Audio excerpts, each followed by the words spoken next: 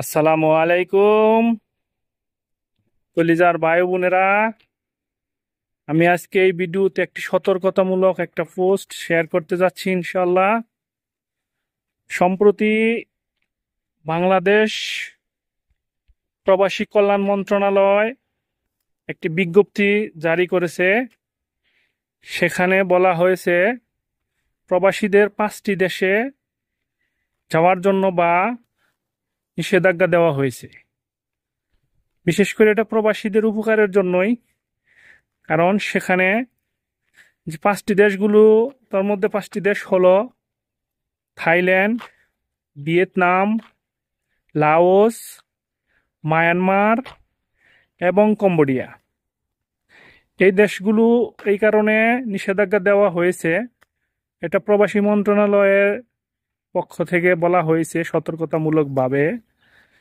এখানে বিভিন্ন দেশের কিছু অসাধু চক্র, তারা যোগসাজশের মাধ্যমে তারা বিভিন্ন ধরনের ওয়েবসাইট, ফেক ওয়েবসাইটগুলো ব্যবহার করে বিভিন্ন দেশের প্রবাসীদেরকে ভালো ভালো চাকরির অফার করে।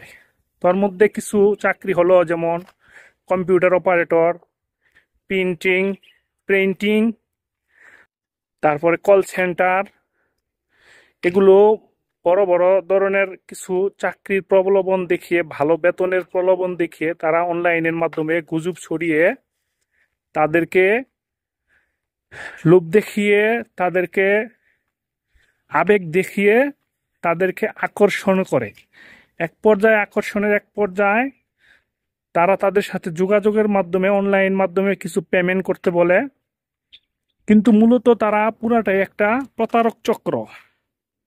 এটা আমরা যারা বিশেষ করে বিদেশে যাওয়ার জন্য আবেগী অনেক মানুষ আমরা যারা আছি, বিশেষ করে আমরা বেশি বুঝি না সুঝি না, বা মানুষের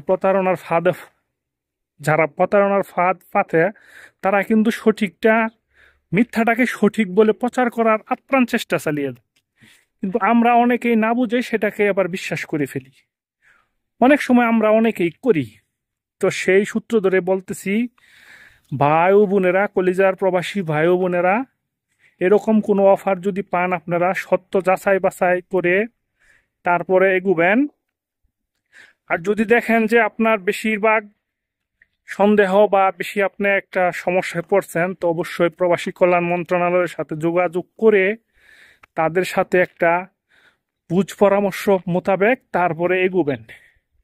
নচেত এই সমস্ত দেশগুলোতে ভ্রমণ বা এখন আপনারা যারা প্রবাসে বিদেশে যাইতে চান, তারা যে চাকরির প্রলোভনটা দেখায়, এই সমস্ত কিছু থেকে বেঁচে থাকার জন্য আমি প্রবাসী ভাইদেরকে আকুলভাবে আবেদন জানাচ্ছি।